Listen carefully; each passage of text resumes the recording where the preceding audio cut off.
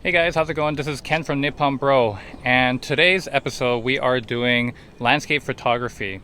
And I wanted to just kind of give you guys a kind of a quick tutorial, a little bit of tips here and there to improve your landscape photography game. But before we get into it, let's get into the intro.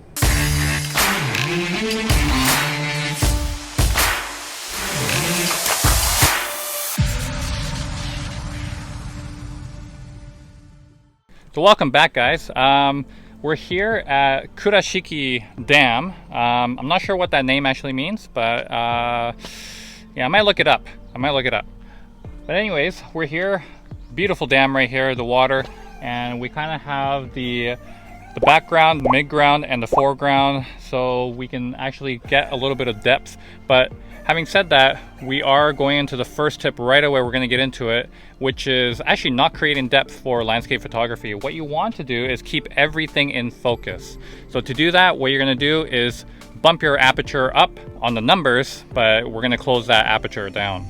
The only reason is because we don't want to let light in. The more light you let in, the more bokeh, the more depth of field you're going to get. A lot of people do that for, I would say, portrait photos and anything that you want to take close-up of in order to get that depth of field to blur the background. But today, since it's landscape photography, we are not going to do that. We are going to keep everything in focus.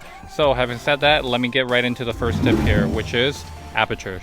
So for aperture, what you guys are going to do is you're going to start bumping that aperture up. What is aperture? Now, aperture is basically what's inside your lens that opens and closes depending on how much light you want to let in. Now, having said that, you're going to want to let as less light in as possible to get the best amount of focus on all the background, the midground, and the foreground. So then you can keep everything in focus. So to do that, what you're going to do is you're going to go up on your dial, depending on if you have Canon or Sony or any other camera company, it's going to be different, but you're just going to raise this f-stop right there from 1.4. For mine is going to be the maximum it can go is 16. What I do recommend is anything you have on your lens that goes up to f22. That's a good starting point, and then you're going to want to work your way down from there. So basically, once you get to the f16, then you're just going to lock that into place. Hey guys, that was tip number 1 for aperture, and now we're going to move on to tip number 2, which is adjusting your shutter speed. So for tip number 2, we're going to adjust the shutter speed.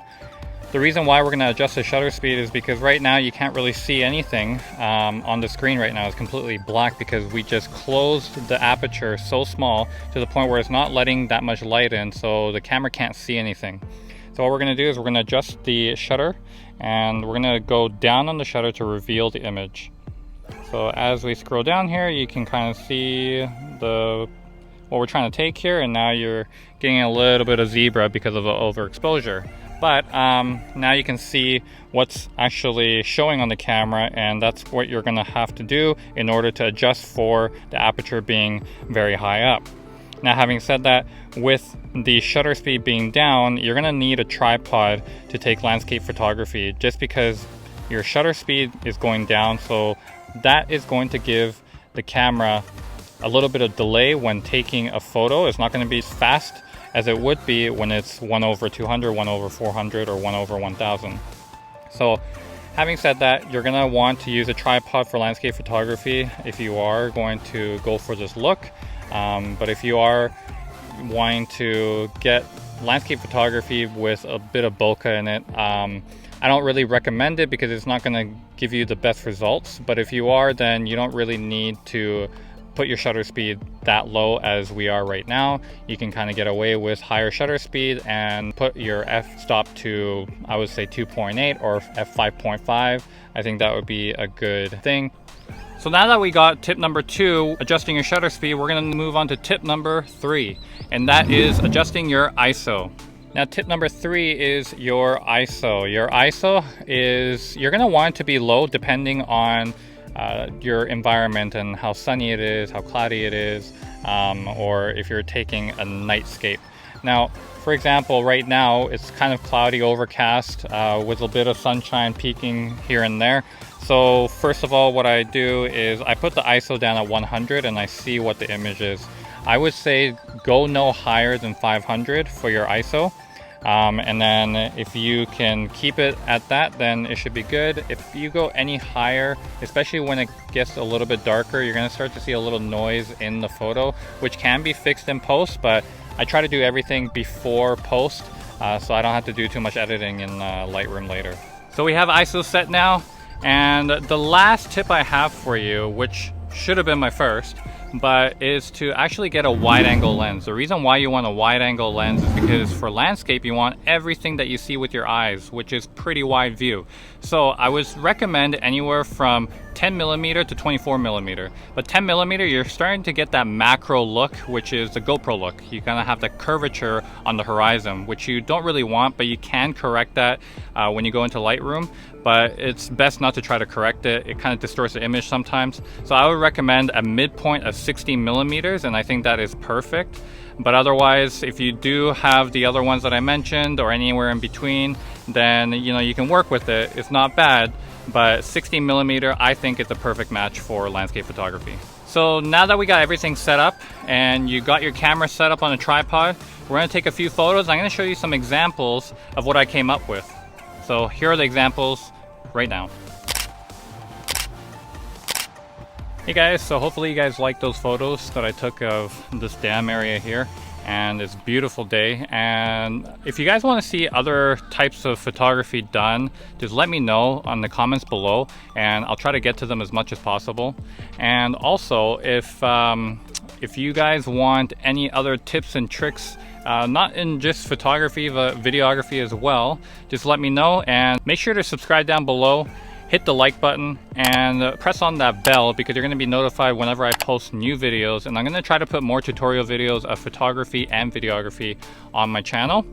And the first kind of couple videos were just a little bit of feel for what I do, and hopefully you guys can resonate with that, and I hope I can influence you guys into creating more things even when it's tough times out here right now.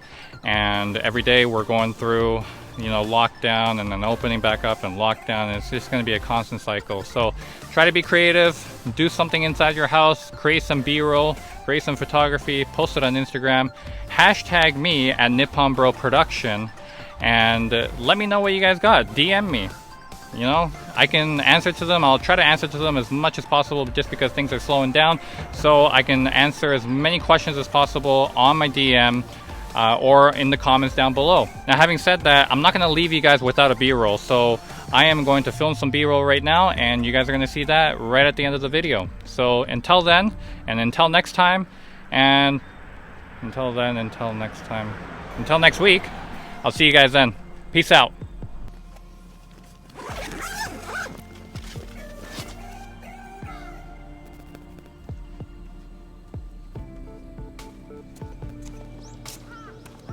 Oh, I totally forgot to mention to you guys that this entire video was filmed on my iPhone 7s. Go figure, who needs an iPhone 11 or 12?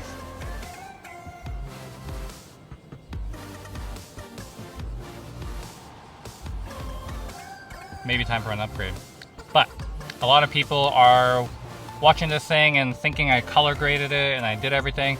You don't really need a big setup for filming YouTube videos. That's the thing. I have this phone, and you can go into general settings, into camera, put your 4K 30 on, and you're good to go. The only thing is it's not really shot in RAW, so it's hard to color grade, but the color on it is pretty good, and it may look a little different from my color grading on my past videos, but all in all, I think it's pretty good to do kind of vlog style and review. So what do you guys think? Comment down below. As far as the audio, I hooked up a mic to it, so that is the audio quality from the Deity Pro and not from the iPhone 7s. Anyways, that's one disclaimer I wanted to tell you guys. Bye!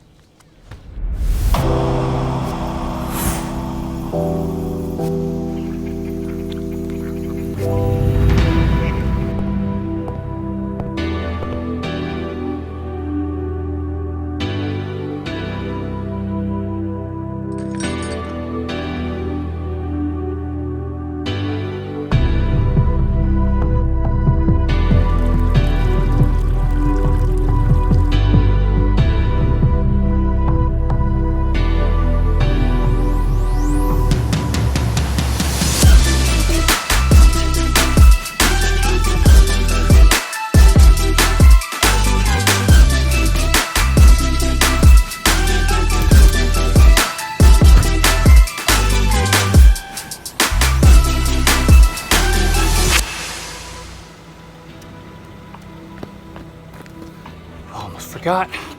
Said I was gonna leave you guys.